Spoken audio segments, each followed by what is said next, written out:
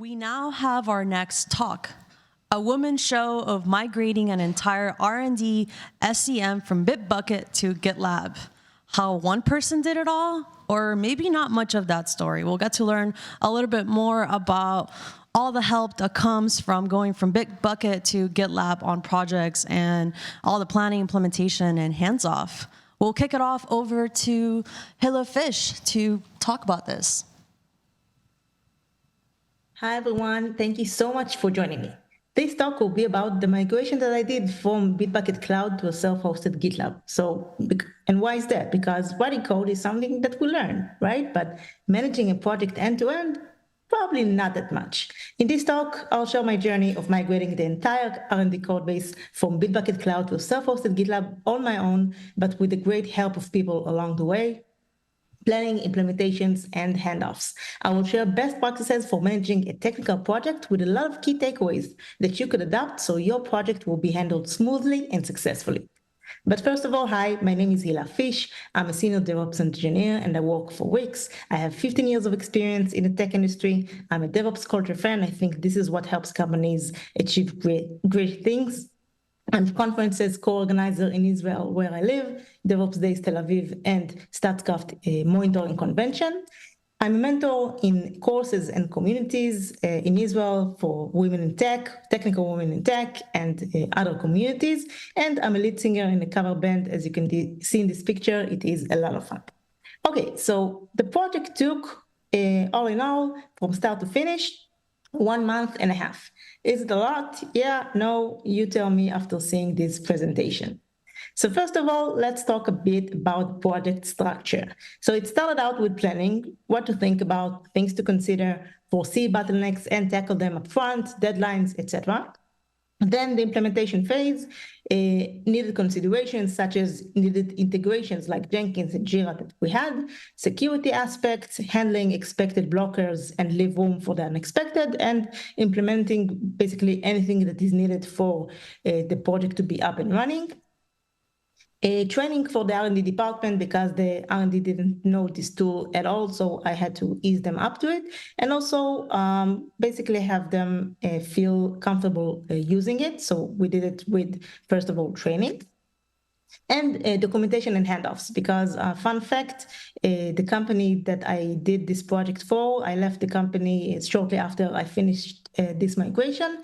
So I knew that I usually leave documentation behind, but I knew that I have to even leave a flawless documentation as much as possible and hand off the project, so my team that I'm leaving behind will be able to maintain this platform as much as possible, and of course documentation for the R&D as well to use it if they have any issues. And hovering above everything, the project ongoing statuses, because I worked on it by myself, and I have managers, they need to know what's going on, so ongoing statuses were always there. So before we dive to the planning and the implementation, let's talk about the pre-planning, right? Because when I got the task, I first started asking questions to understand the scope of the project.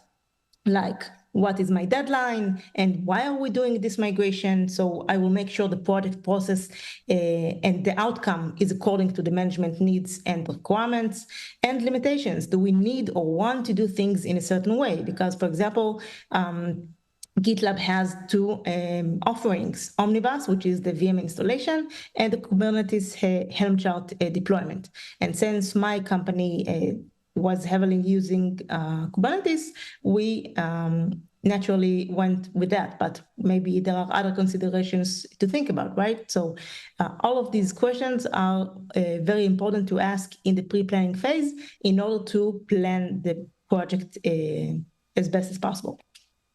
And when speaking about plan, right, a goal without a plan is just a wish, right? So once I felt like I have enough information to go on, then I created a high-level plan. So this was the plan, and a plan is great for me, the executor of the plan. But management wants milestones and due dates, right? This is how they can measure progress and convey the status in a clear manner. So that's why I've taken my plan and converted it to be actionable and measurable with setting up milestones and due dates. So let's cover each one. So first of all, as you can see, all the milestones have dates except for the first two, because the first two are prerequisites. So since I knew that I have to finish them as fast as possible, I didn't had really the need to give them dates. So I knew that I have a deadline for the project. I defined the timelines according to the deadline. And then I knew that, okay, I need to finish the requisites until that date that you see in the GitLab up and running. So let's cover each phase. So first of all, Terraform code. In this phase, I've created the Terraform code for the GCP projects that we used, dev and production, the GKE creation, because we use the Kubernetes managed offering on the Google Cloud. So everything related to infrastructure was in this phase, including the GitLab deployment. And I'm gonna cover the implementation later on. Next up was the networking troubleshooting. So since networking was handled by a different team, I automatically added a dedicated slot for troubleshooting since it involved not only me. And it doesn't mean that networking troubleshooting was restricted only to this phase. I had to troubleshoot issues throughout the project, but I tried to map every source destination that I could and have it all checked in this phase.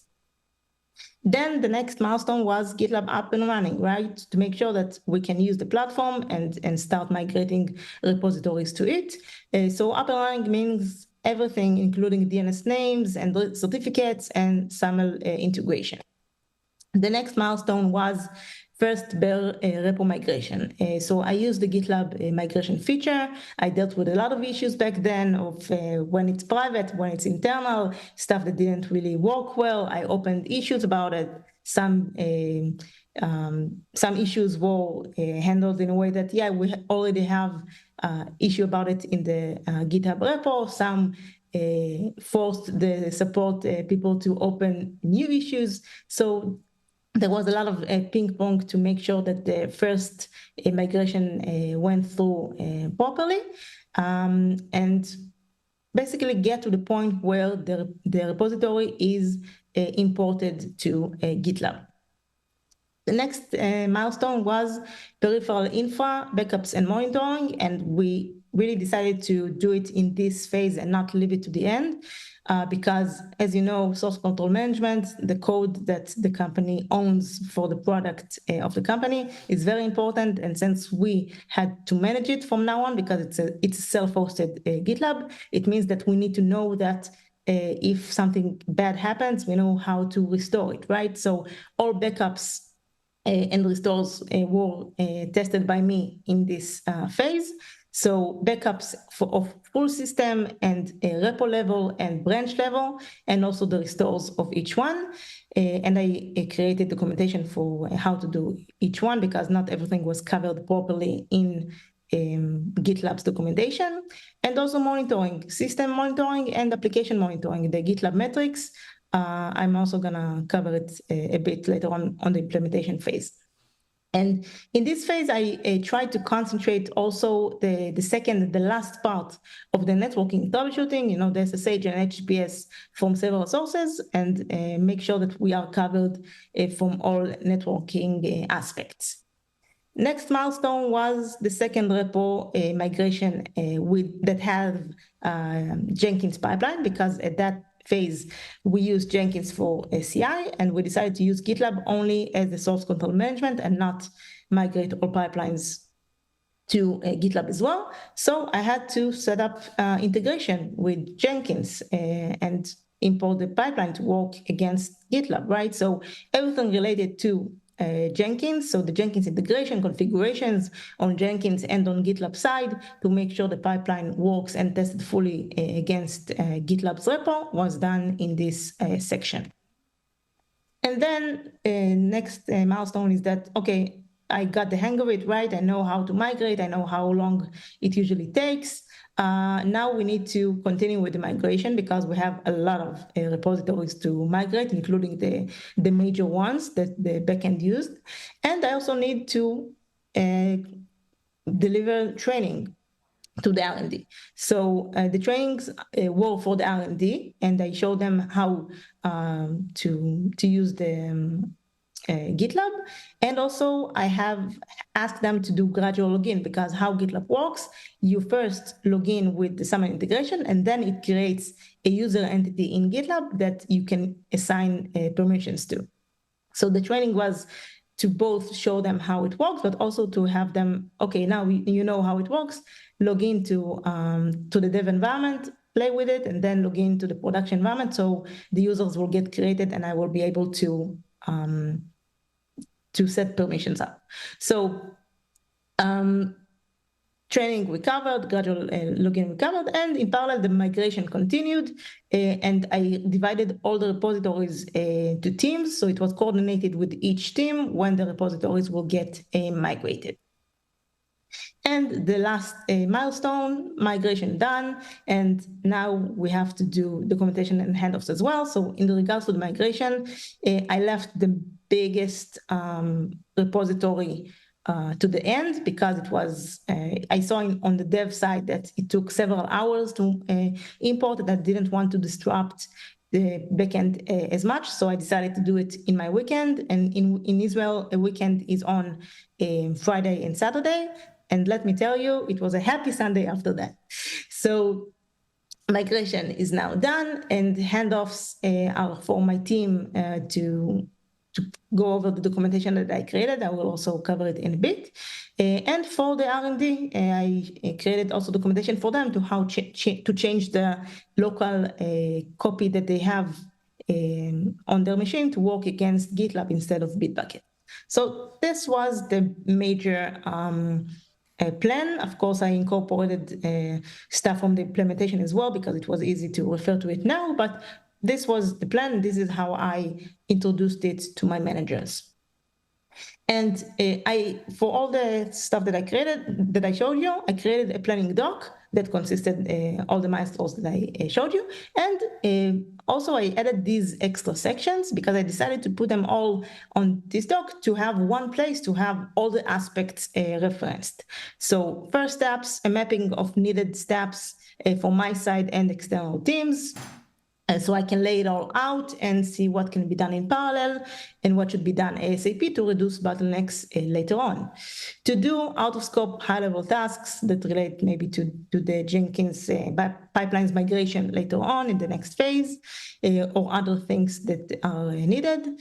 Read more are things to dwell on and deepen our knowledge in, because during the project, I read a lot of things from the GitLab documentation that I couldn't deal with right now, but I know it's important, so I left it aside. And things to think about, considerations about annual audits and stuff like that. And some more addendums for the planning doc, because why not? I also utilized the planning doc for ongoing and somewhat temporary artifacts, like things that I needed to map and issues I encountered during the project. So report issues I've encountered both on GitLab side and on our side, internal issues. They, of course, were listed on separated Jira tickets, but it's a centralized place to see any issues that we have that could potentially endanger the project's timelines. And this is why I decided to put them in this document where my managers can see and have a full picture of everything. And other appendices, so access mapping, inbound and outbound accessibility to the current BitBucket hosting, so we can make sure they are open to the self-hosted GitLab offering as well. LDAP groups, entities access for the self-hosted GitLab, so they have documentation for that. And the main repositories and CI pipelines to track progress of the import status. I didn't really need that, but my manager wanted to track the progress. So in order to ease his mind about that, I added it to this doc as well. Okay, so we covered, the structure of the project, the planning, all good. But I need to remind you that since I worked on this project alone, right, nobody knows what's going on, right? I work on it alone. So it was very crucial to update my managers on the status so they can report back to their managers and to show them that I'm progressing according to the needed timelines. So I had weekly meetings to update my managers on the progress. Plus, I added ad hoc meetings with updates on blockers, either issues that I needed their attention and help to escalate, or just an FYI, like, hey, this is how I'm handling this issue. If you're okay with it, awesome. This is just an FYI. And me and my managers created Jira tickets for everything. And I've written detailed updates and current status on each one. And I created more tickets along the way if needed. And also created tickets for other teams, to create the self-signed certificates and networking, because I wanted to have to reduce any bottlenecks later on.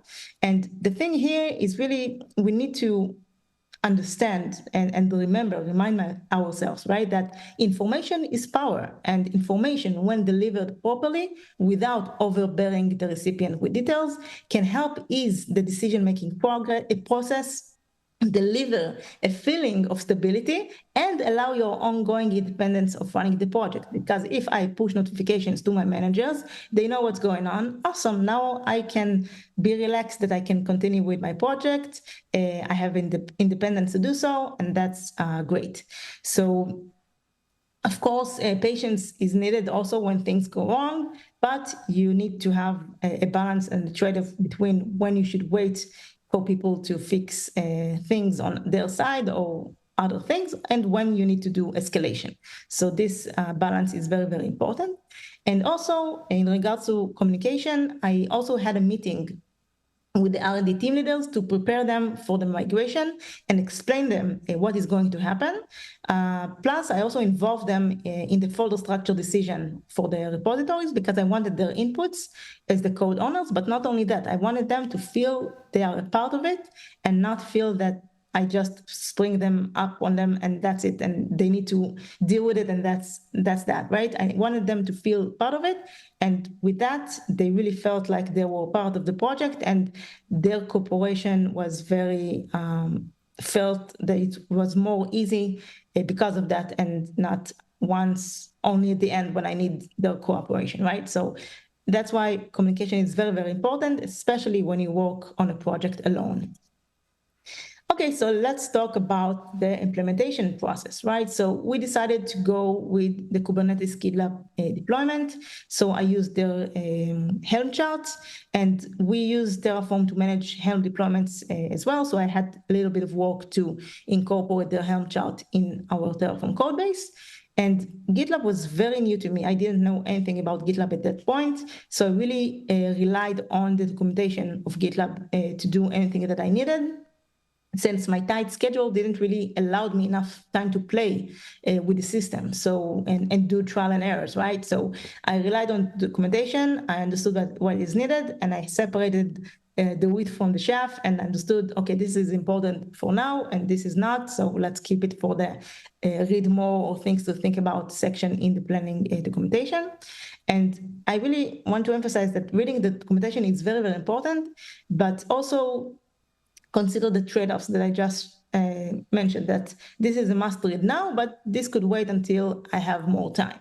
And really, only because I read the documentation, I was able to have proper decisions about the implementation, like use DB version X and not Y to prevent later maintenance, and also not implement the high availability feature because it wasn't generally available yet.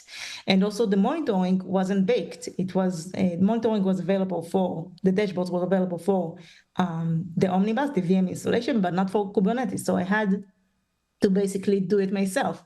I went through the metrics and the metrics documentation and added dashboards according to what I thought that was important, and alerts based on those metrics. And also, fun fact, GitLab changed their official documentation because of an issue that I raised during the implementation. They said something about just set up limits for the pods, and then we had some issues with that, and then they changed it to be put limits only in your discretion, something like that. So there's that. So other things about implementation is that I opened a lot of issues. I don't remember everything. If you have other questions after that, I can go back to my email, and I still get notifications about issues that I opened and their progress. But the thing is that you really need to defend your decisions of how you implement things, and you can defend your decisions if you rely on the documentation. So there's that. Okay, training. So again, as I mentioned, GitLab was a new tool that R&D department didn't know, and also the glossary is different. And now it's called a merge request and not pull request. So it's not that major, but still they need to get used to it, right?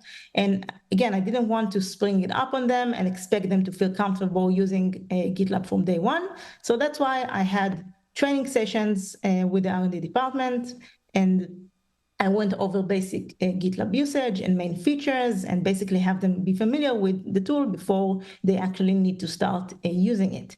And I also encouraged them to play with GitLab itself on the dev environment, because we had dev and production, and they could play on dev and see stuff and see that nothing is break, and they can import and they can create the repository, stuff like that. But also we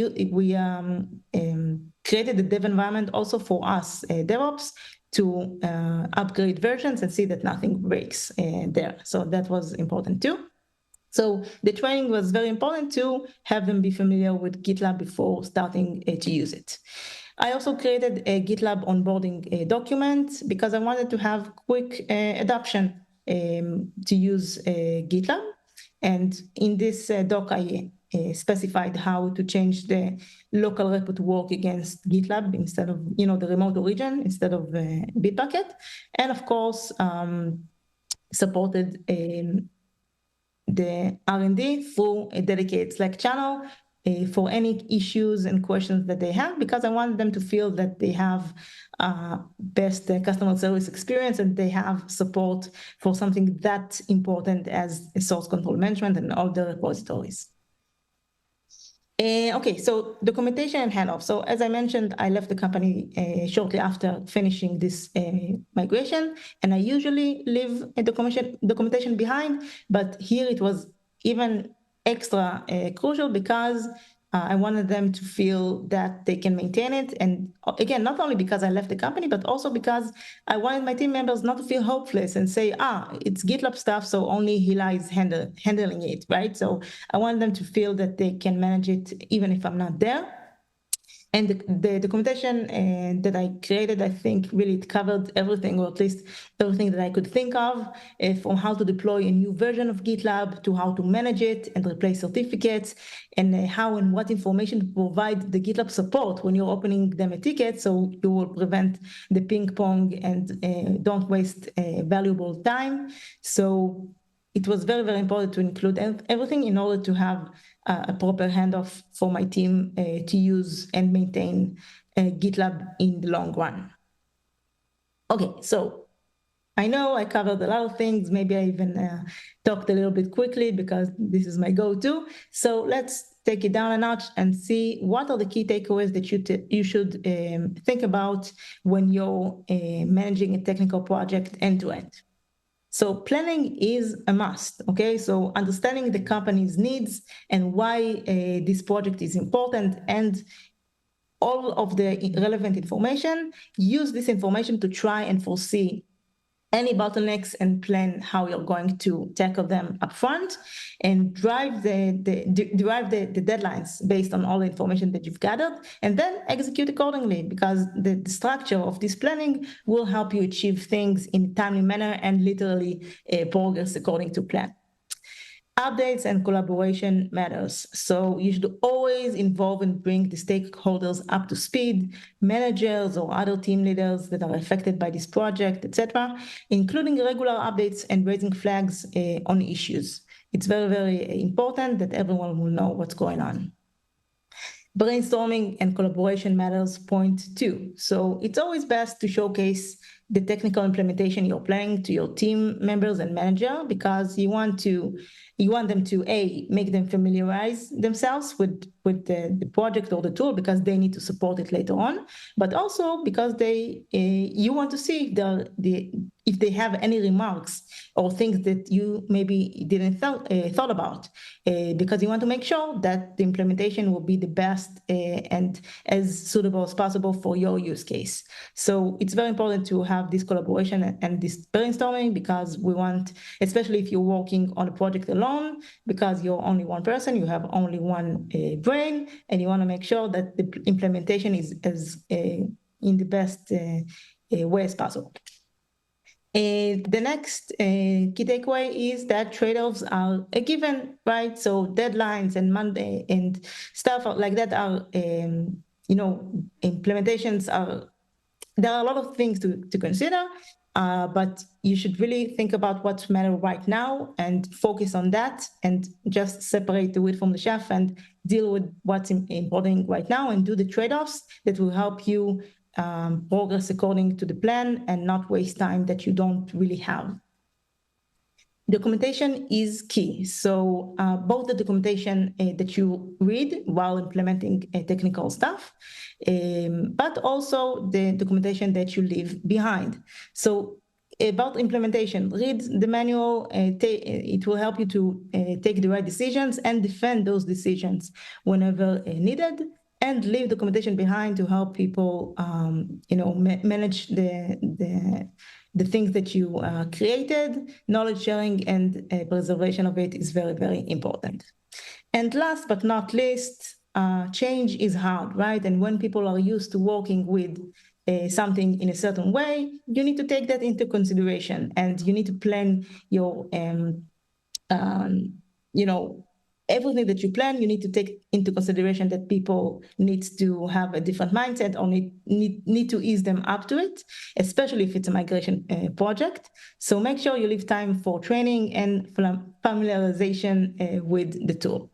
So thank you so much. I hope that you enjoyed it, and I hope that you have taken some valuable things out of it. If you have any questions about managing a technical project, or about GitLab, or about any other SRE topics, I will be more than happy to help. Thank you so much.